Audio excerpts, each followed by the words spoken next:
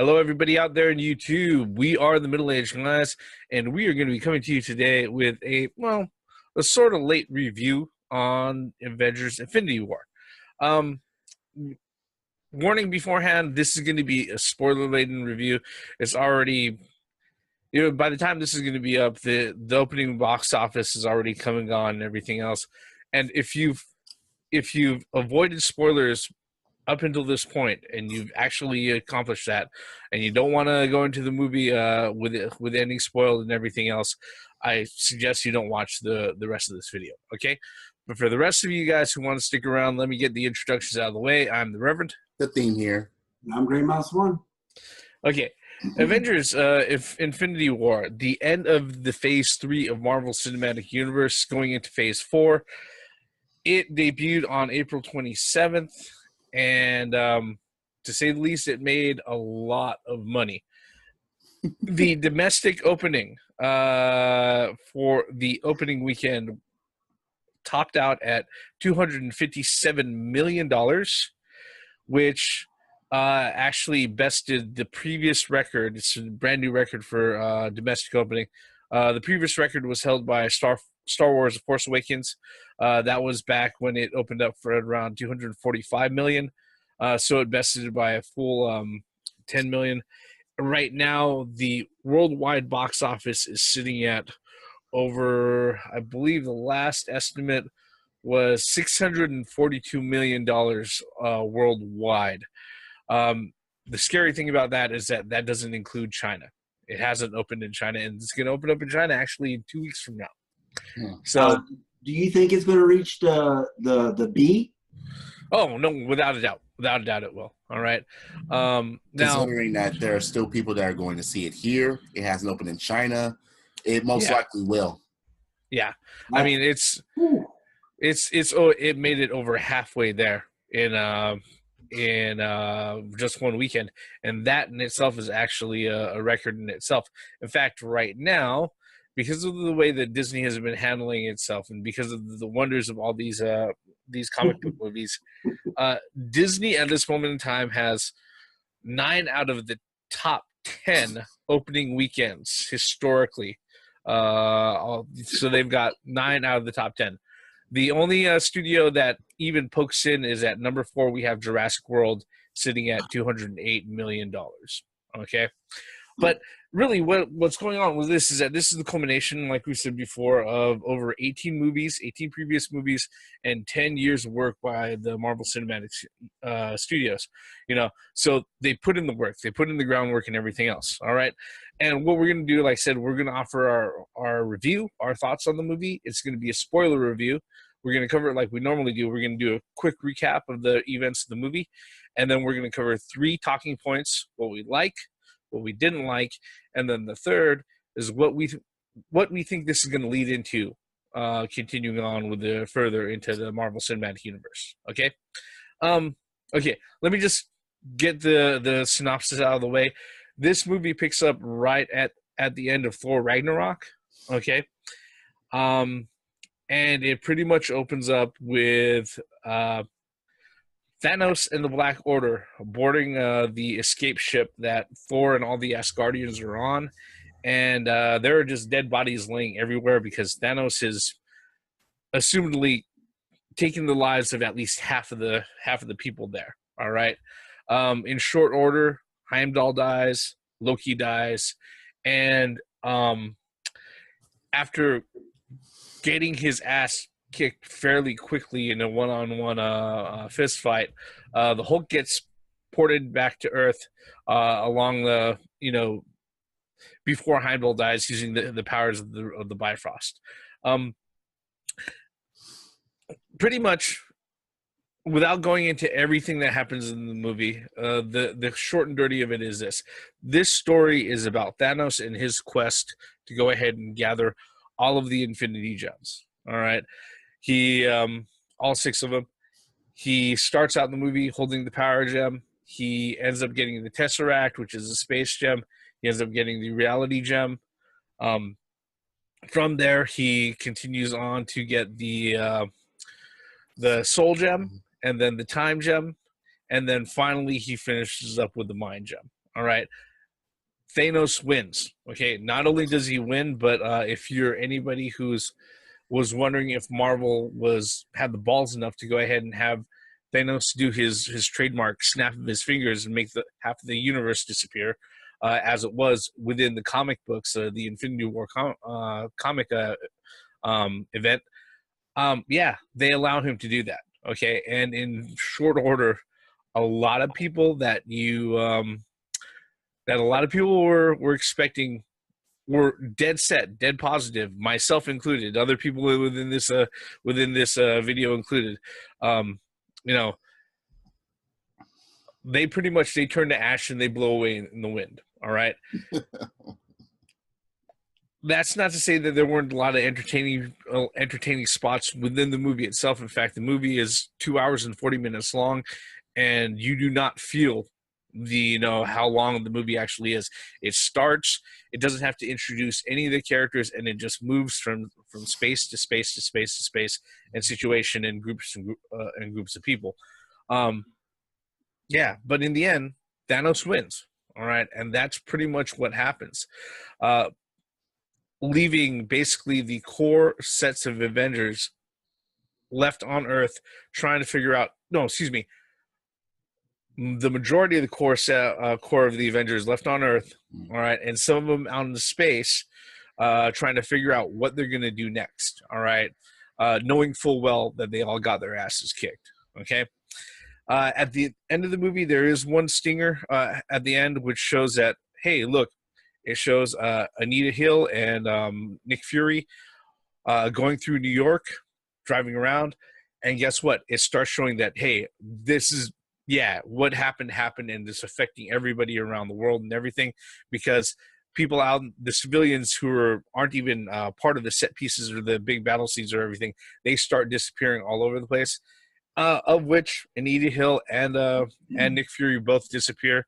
Before Nick Fury is able to disappear, they show him he's messing with what looks like a two-way pager, and it looks like that's exactly what it is, because it says message sent after the device falls on the floor and Captain Marvel's iconic symbol comes up. Okay, that's pretty much where it left off. Yeah, I don't want to go too far into the synopsis because I don't want to end up retelling the movie. That's not what we're trying to do here. All right. Okay, let's go ahead. Let's start with what we like, guys. Floor is open. What stood out in the movie to you? Well, I'll go first. Okay. I like the Black Order. I really enjoyed seeing them on the screen. Although I do think the Russell brothers did a little bit of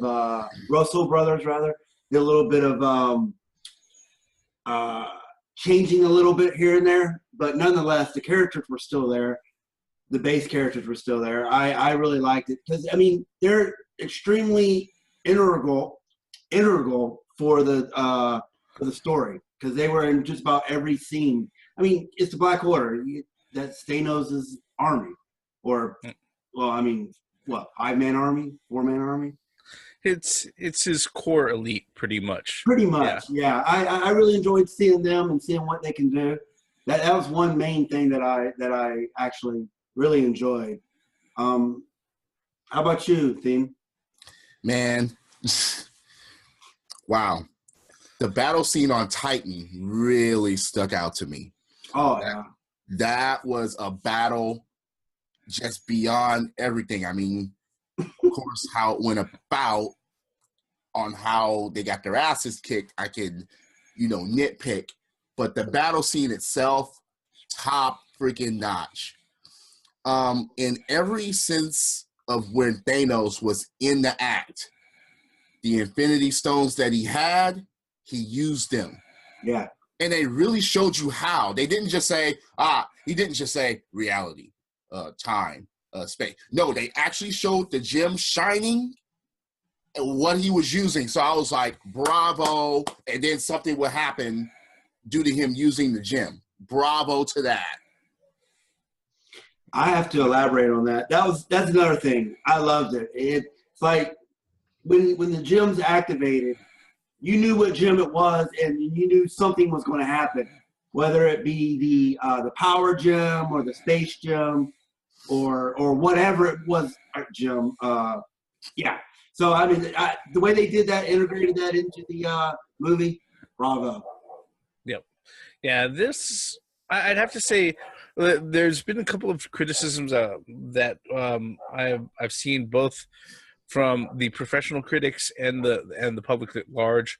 You know, people sitting there going about,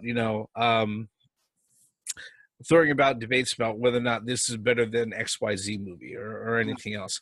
But one of the things that people were talking about that I got to say, really works for me, is that this movie was pretty much a movie.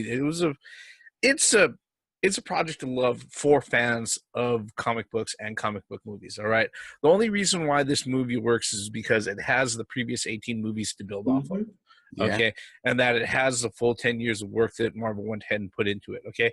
But then, you sometimes you hear, oh, I didn't want to go see the movie because I didn't want to sit there and see all the rest of the movies. Oh, I understand that. Yeah. If you were jumping in at this point, yeah, it's kind of like jumping into the season finale of a show, before seeing all the rest of the season and everything else. So when it comes to this here, where it becomes really incredible to me is that, with Avengers, the first Avengers and Joss Whedon, everybody was saying, how is he going to handle the 5-6 characters that he's going to have on screen, all these stars and all these heroes? How is he going to give them all the time? He handled it masterfully. Okay. Fast forward, 6-7 years and everything else. We have the Russo brothers handling this, and they have 60 stars. They have 60 cast members that they had to go ahead and juggle and make sure that each and every one of them shine on screen. And each and every one does have enough time that you remember, hey, I remember the parts that Drax was in. I remember the parts that Mantis was in, her part in the movie. I remember what was going on with all the other particular cast members, whether it be Scarlet Witch, Black Widow, and everybody else. The only two characters that don't show up on screen, or the only two members of the Avengers or anybody else that doesn't show up on screen, that they explain away, is Hawkeye and also Ant-Man. Okay, the way that they explained it was that after, during the Sokovia Accords, when they were locked away and everything else, basically they ended up taking some sort of plea deal out of it to go ahead and that they were just going to go ahead and return to their regular lives and not be superheroes, because they had families to take care of. They're on house arrest, the way they explained it. Pretty much is the way that they explained it. So, Rev, do you think that going in cold, do you think it would be a standalone movie? I mean, to me, if I went in cold not knowing anything, oh wow, this is the greatest movie of the year, I'm gonna go see it. I don't know any Marvel character. I mean, completely oblivious to anything or all the other 18 movies. You think this movie could stand on its own and still be an enjoyable movie? I think it would be an adventure movie.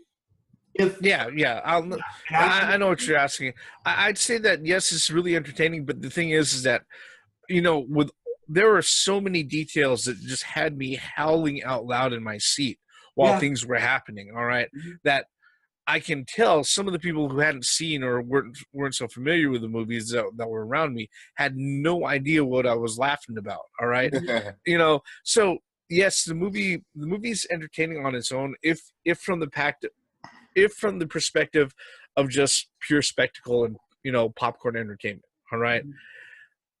It does get a lot better if you actually have that foundation of the other movies. Okay, which I got to say is probably a fair assessment, right? Yeah. No, I agree. I was just wondering because, like you said earlier, I'm wondering if I know the majority of the people that went to go see this movie actually been along the train ride ever since. Yeah. But there are those that, what is everybody talking about? I'm going to go see this movie here and see it. And the thing is, too, is that I spend my $12. Just did I spend $12 and was I entertained? I think that could be said with everybody, or whether you knew about it or not. Yeah, I mean, like I said, from pure spectacle and a pure entertainment standpoint, it has that in spades. But for those, if you're just treating it as a standalone movie, there are some things that you can nitpick and you can criticize. All right, which will actually bring us to our second point. Was there anything in the movie that you didn't like, or was there any details that you think you would have changed if you had a choice? Not really, but the whole Star-Lord thing. Okay, most movies do have an annoying ordeal of what takes place. When we were in the theater, I know that annoyed people in there because everybody was like, you can hear that, you can like, no, not now. Why the fuck you can't wait until you get the glove off first? You can feel that. And you can even hear certain people whispering from way across the fucking theater. Like, no! This motherfucker's gonna fuck everything up. And you saw it. You knew it. Right then and there, you're like, you're gonna fuck it all up. Damn it. All right. We don't want the movie to end, but damn. So is this as bad as a Flash trip? No. No, although somebody did trip in the movie. No! Okay, Liam. All right. But that's excusable.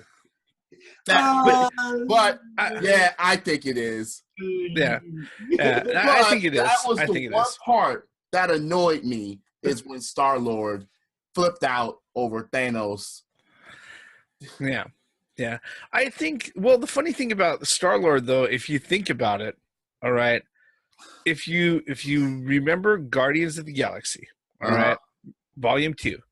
He's just been reunited with his dad, and he's done the whole sentimental, we had a catch fucking moment and everything else, right? And he's being shown the whole universe by Ego and everything.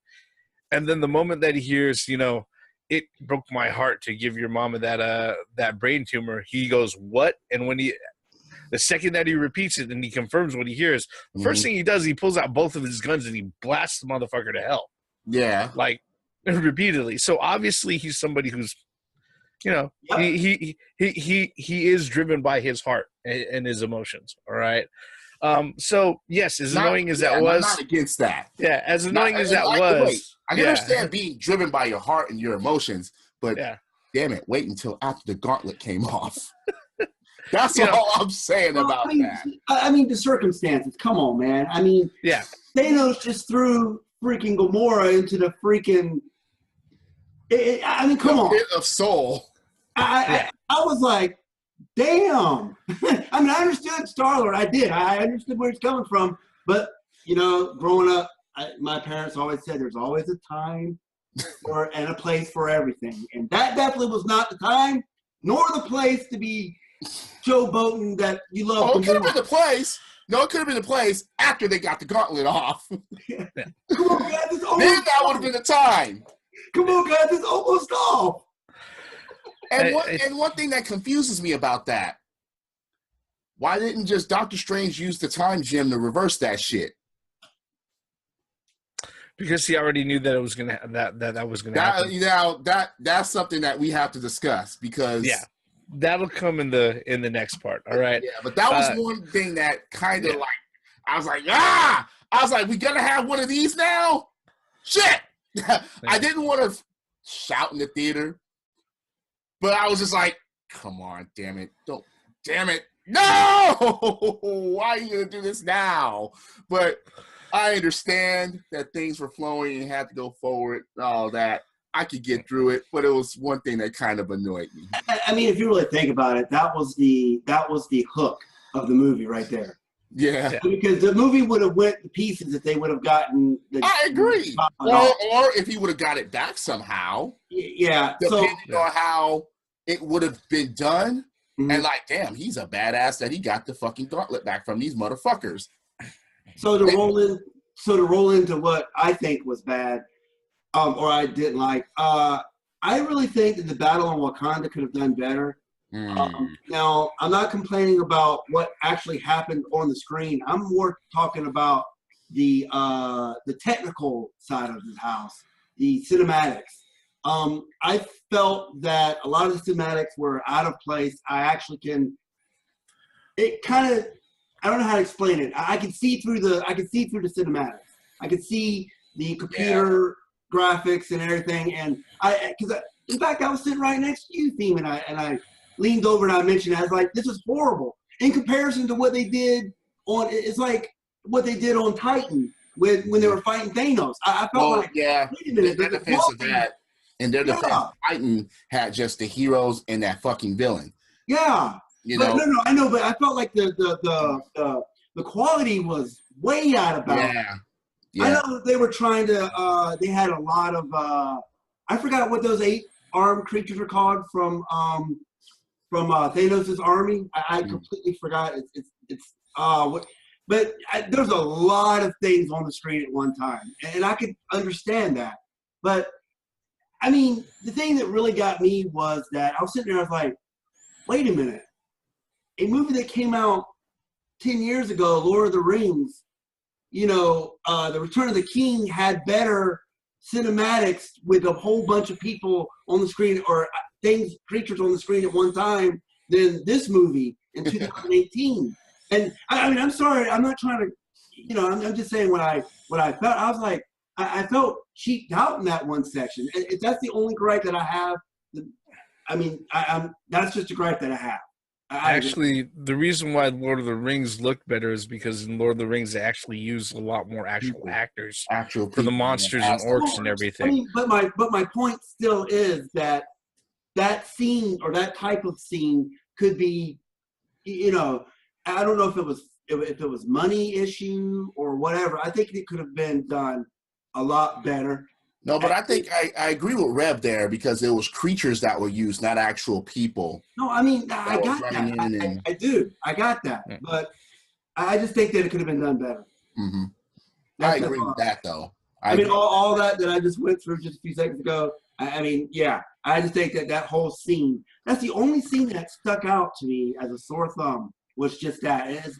I don't know. That everything else I could live with. It's just that I was like, oh, because I don't know, maybe I had too much hype for that Wakanda scene. I mean, because it seemed like the trailer part, that scene in the trailer was a lot better than what we saw it on the big screen. I don't know. Well, maybe I should get my glasses fixed. Or? No, there are a lot of things that are there are a lot of moments in the trailers that were shown that never happened. In the actual cut. Exactly. So. Anyway, that's just me. And a big part of that is because they did a lot of misdirections to keep the actual story, under wraps. They were like, no, if they would have gave too much away. But they just were like, okay, this is what they expect to see. All right, you're going to see some of this, but it's not going to be copy and paste. Well, and one thing, too, is I want to make it clear right here that I'm not talking about the whole Wakanda battle. I mean, that when Thanos actually went to Earth or to Wakanda, when you're right in the middle of everything, that's when I was like, oh, okay, now I got you. But that big battle scene with those 8-armed creatures, I didn't like that too much. I really didn't.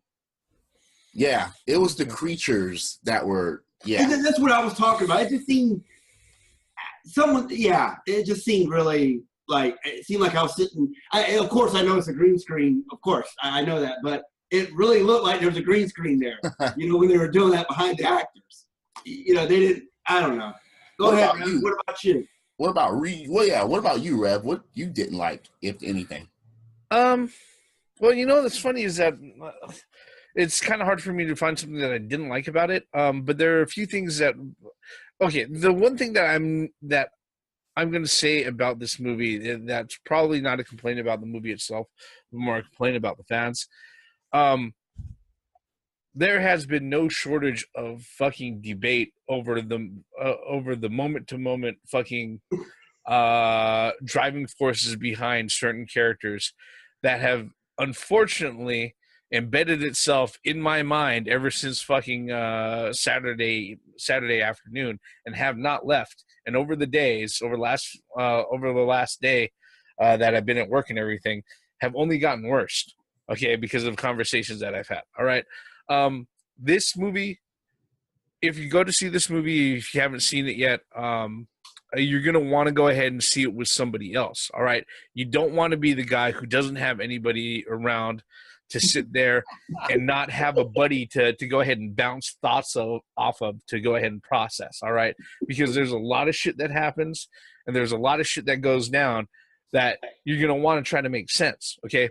Especially as a comic book geek, because the thing is, this is one thing that comic book geeks, they like swinging their comic dick around, all right, saying, oh yeah, this is just like what happened in the comic books, so I know where it's going to go, when the truth is that it's based off of that, but it's nothing like the fucking comic books, and you have no fucking idea where it's going to go, all right. Like one of the debates that thankfully I haven't gotten myself entrenched into online was, okay, so why did the Hulk refuse to come out while he was on Earth? Okay. A lot of people are saying it's because Thanos beat his ass so bad that he didn't want to fucking come out and play. All right. My whole thing is that no, the Hulk knows that he's not welcome on Earth. All right. And that his whole thing is that, so they're like, no. I'm like, no. I'm like, didn't you pay attention to fucking Thor Ragnarok? Mm-hmm. Thor was like, yeah, I want to go there. I want to take you with me. And Hulk was like, nope, you can take the jet. I'm not fucking going. He was like, they fucking hate me there. It's like, nobody likes me there. Let's say, remember Age of Ultron? Yeah, I mean, the whole thing about it is that, it's just one of those things where it's like, I mean, yeah. I can understand where those people are coming from, sort of. But the thing is, like, come on, Hulk, we need your help. No, would you do it for a Scooby snack? I thought they were really gonna actually fucking go there, but yeah, this is Marvel we're talking about here, not Warner Brothers and DC. But yeah, would you do it for? I was like, damn, what the fuck is this negotiation thing? It was comedy somewhat. What do you mean, no? Yeah, because the thing about it is that the only thing that the only analogy I could get to that was kind of an apt analogy is that, if you've ever dealt with a spoiled kid and you end up saying, all right, we got to go ahead and we go to this place, right? You've already battled just to get this kid in the car, and then, all right, normally this kid is going to be raising up a storm, kicking your fucking seat, yelling and screaming the whole time he's in the fucking car. But for some reason, he's staying quiet, okay? He's just sitting there pouting in his fucking seat and seatbelt. But when you open up the door, that motherfucker doesn't want to come out.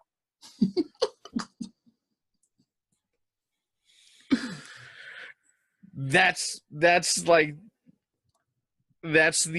analogy that I have with that, But like I said, this is maybe that's my biggest gripe with it. Is like this particular one, it's gonna cause debates, all right, and that's no fault of the movies. That's really the fault of like a lot of the fandom. That's wrong. All right, okay, we got 8 minutes left. Really quickly, guys, where do you think this is gonna end up next? Wow, for the second part of the movie. Well, Captain Marvel's got to show up, and whoever's left, they got to regroup. They got to regroup somehow and go after and do some planning in order to do this. But that's about it. Gray Mouse, what about you? I'm going to become a comic book fan throwing out my dick. In the comics, Gamora's sister, quote-unquote sister, actually steals the gauntlet and snaps everybody back to reality or everybody back to life. I hope they don't do that. Because that's really shitty. They got to come up with a better thing than doing that. What about Adam Warlock? We haven't seen him. Yeah, I didn't thought about that, to be quite honest with you. Unfortunately, right now, unless Adam Warlock, is not, unless he's not the highly evolved being from the, what is it, the fucking, what the golden people from Guardians of the Galaxy 2? What were they called? Oh God, you talking about the one that Rocket stole batteries from? Yeah. All right, it's right on the tip of. Yeah, Yeah, all right. I know what you're talking about. You know, unless Adam Warlock isn't the creation of them, but is actually like some sort of reincarnated or previously existing being that shows up in Captain Marvel, I have no idea how they're going to fit him in. All right, because the one thing that's happened so far with a lot of the stories that they've done is that whenever they brought in somebody, it's either a right place, right time type of deal, where it's like, hey, look, they fit right here in this spot. But to all of a sudden have somebody who's going to come out and go toe to toe with Thanos while he's wearing the fucking Infinity Gauntlet, that's not going to be somebody that it doesn't make sense to sit there and just, oh, Deus Ex Machina his ass in there, and have him show up like that. Do you think? I mean, the Gauntlet's damaged. So, Yeah. from what I understood was that the Gauntlet was made so it could harmonize the stones together. Yeah. So now that it's damaged, I'm wondering if that's going to play a factor. I mean, obviously, when at the end Thanos, went to that serene scene and he had the whole thing still there, so all the stones were together still. So that's a very interesting thing that I think that might be the hook. A lot of people didn't understand that, and I'm like, because of Thor's axe, it was forged from literally the same shit. Yeah. And yeah, it actually with all 6 of the Infinity Stones, he couldn't stop it from coming. That's something to keep in mind when I was like, whoa, so even with him with all 6, he couldn't stop that fucking axe from coming. Well, I mean, it was made from what's his name, Peter Dinklage. Yeah. That was anyway. No, wait, look, Red Skull, damn it. Yeah. The red fucking skull. Oh, that took everybody for a loop when he showed up. I don't think he's going to play much of a part. I think that's no, but it was just the fact that he showed up. He was there, and like he's still alive, and it's like, wow. True. Well, I'm just throwing random things out there. So, and the Spider-Man bus scene. Yeah. That's at least, okay, yeah, we were wrong about that. It was passable. Yeah. It didn't break or collapse the movie. Yeah, it didn't break my sense of belief. I think the one thing that's really really interesting about this situation that we have here is that if we take in not just into account the things that have happened in celluloid on film when it comes to the Marvel Cinematic Universe, if we also take into account the impending finalization of the Disney Fox merger and everything else, this really leaves them in a good place where, look, let's say things do get snapped back together, or the universe starts to rebuild itself again. All of a sudden, the folks at the Marvel Studios, they can start introducing the IPs that they just got back. They can start introducing the X-Men. They can start introducing the Fantastic Four. They can start introducing all the other alien races and mutant factions that just have not been under Marvel's access up to this point. And I think that's where the real interesting part right there. Because look, the whole thing with Black Panther, he got turned to ash. All right, Spider-Man got turned to ash. A whole bunch of people got turned to ash and everything, and they're scheduled for more movies. Doctor Strange, these guys were contracted for more movies and shit like that. So they were. When people started going to ash, and it's like, wait a second here. No, you got a movie coming. Oh, wait, okay, you're not gonna go. Oh, the only fucking Guardian of the Galaxy left is Rocket. Yep, that's all you need, man. Thor was calling him Rabbit. Oh, yeah, but yeah, and that really leaves us at a very interesting spot. I was just about to say, I wanted to point out too, the comedy. It kept the comedy. It was there. It was on point. It wasn't rushed. It wasn't forced. Once again, the comedy between the heroes and stuff like that.